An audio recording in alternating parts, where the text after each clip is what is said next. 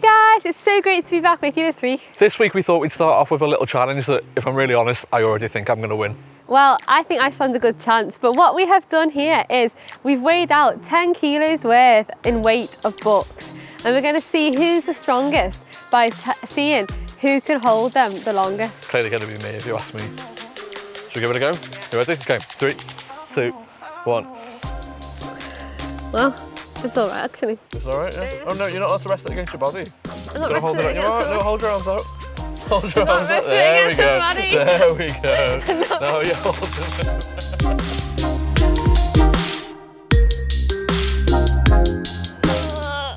No, just hold it up. Hold it up. Yeah, is that a victory? Yes.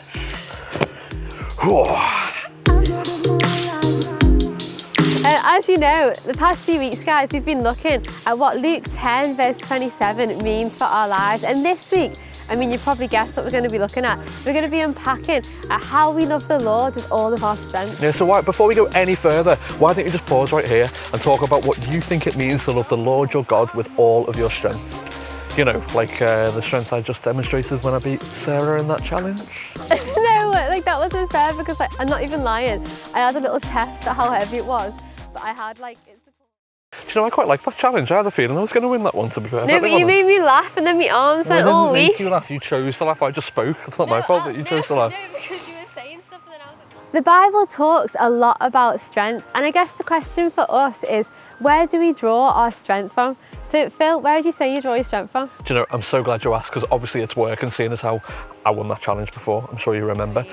I find my strength, Sarah, from, I hope you're ready for this, pancakes in the morning. You know the way like you make all the, no, hear me out. You get the batter and you get the mixture and then you pour it, and the first one's always rubbish, don't get me wrong, but the second one, that second pancake, and it's like perfectly round, and you start pouring the maple syrup on and it oozes and it dribbles. It's obviously It oozes and it dribbles and it oozes and dribbles and it tastes Okay, I was nice. thinking maybe less along the lines of pancakes and more kind of like, you know, anyway, there's all different sorts of things that we may draw our strength from for all different sorts of situations. So sometimes we may try to draw strength from ourselves, and whether that's, you know, we want to prove ourselves strong, maybe like, you know, physically strong. Or it could be emotionally strong. You know, some people, they try and act really tough and really hard and say, oh, well, nothing's going to affect me, nothing's going to get me down, I can cope with it all. They try and muster up all the strength that they need to get through all by themselves. Or sometimes we'll draw our strength from other people, so whether that be close friends or family, and that's what holds us up, gives us strength and keeps us going in that time. And you know, for some people, it's just plain wishful thinking. That idea that everything's just going to end up all right in the end. I just need to think positively and empty my mind of all of these negative thoughts. But some people draw their strength from God. And actually, I'm willing to bet that all of us at some point in our lives are going to draw our strength from all of these areas. And actually, that's okay. It's okay to find strength in your family and strength in your friends. But the question is, where does our main source of strength come from? The Bible talks a lot about strength, and there are many examples that we read where either people don't feel like they've got enough strength to do what God's asked them to do. For example, Gideon. God chooses Gideon to help win a battle, and he says to Gideon, mighty warrior, go in the strength that you have and save Israel. Am I not sending you? But Gideon replies like, whoa, you have got the wrong guy here. I am not a mighty warrior. In fact, my family is the least in all of Israel, and I'm the least within my family. You've definitely got the wrong guy here. But God says to Gideon, no, I'm sending you, and because I am with you, I'll be your strength, and I will give you the strength you need to win this battle. And sometimes actually people get too confident in their own strength and try to do things by themselves without depending on God. Even Moses, who we spent so many weeks learning about all the amazing times that he put his trust in God and drew his strength from him, sometimes tried to do things in his own strength. You think you've got a good drink there, mate? Wait till you see what I've got, lad. You've got a rock. I've got a rock, mate, didn't you hear? You can drink from rocks, you know. God performed so many amazing miracles through Moses. He even provided water from a rock for the people to drink when they were thirsty in the wilderness. The next time that the people were thirsty, God said to Moses, speak to the rock, and he would make water flow from it.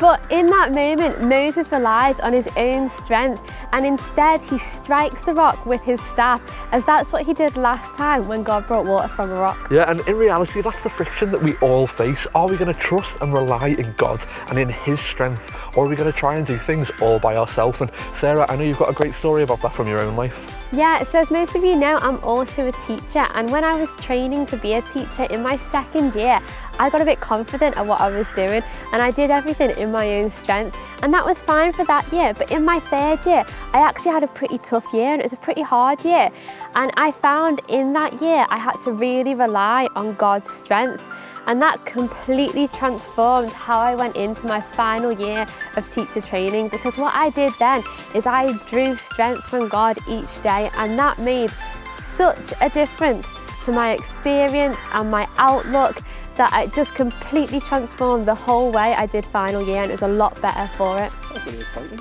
Yeah. What's that exciting? What? I think this rock might be broken. Broken? How do you break a rock? Is that, you're There's no trying to water claim coming you're from so it, is it? strong, you can break a rock.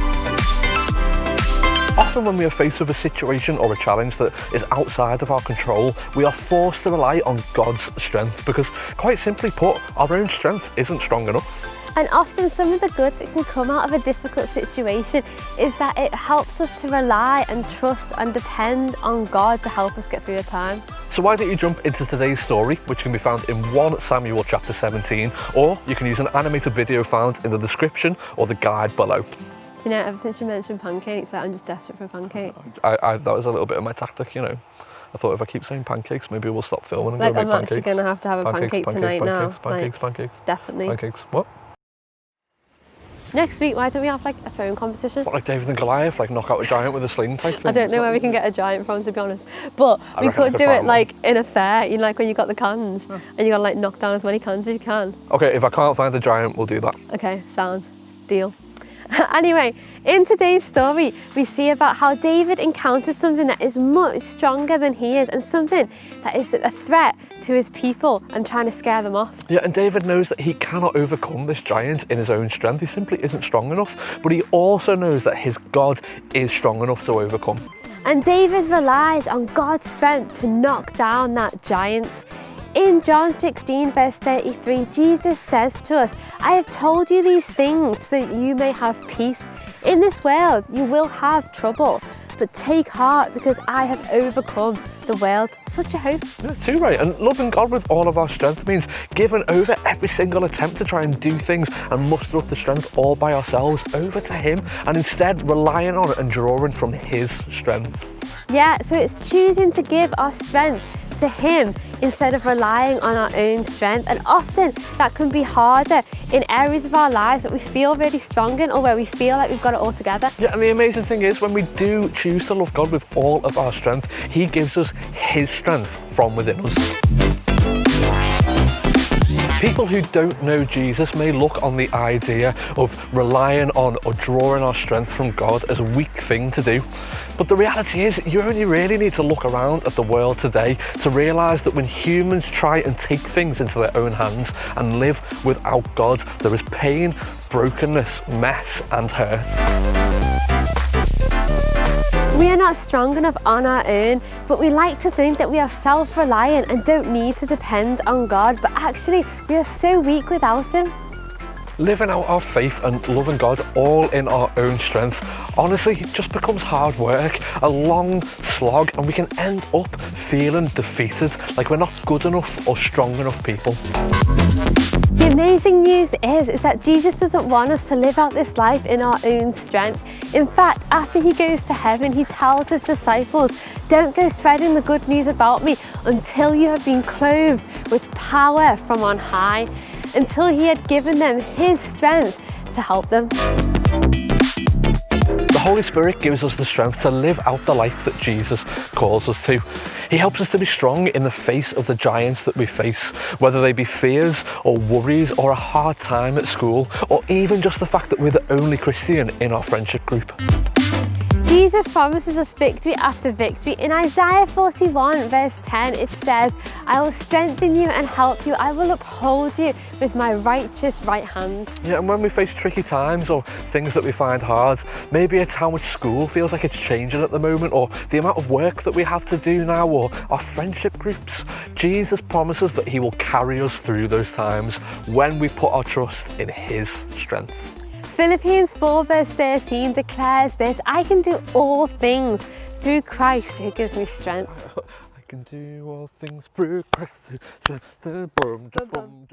Nothing is too big or too strong for our God. He has conquered sin, he has defeated death, and he has made a way for us to have life, and life in the full with him.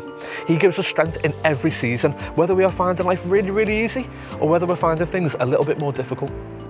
In Jesus is absolutely everything we could need, and as we love him with all of our strength, he clothes us and empowers us with strength from within. So guys, we really hope that you've enjoyed this week, and as always, we've just got a couple of questions for you. Do you find it easy to draw strength from God? Are there any giants that you're facing in your life right now? Why don't you pray together about it and ask Jesus to fill you with his strength? Yeah, and are there any areas in your life where you're thinking, actually, I really need God's help to strengthen you, strengthen me, strengthen you, strengthen me, strengthen you, strengthen you, knowing me, knowing you, knowing me, knowing you. Is that even another song?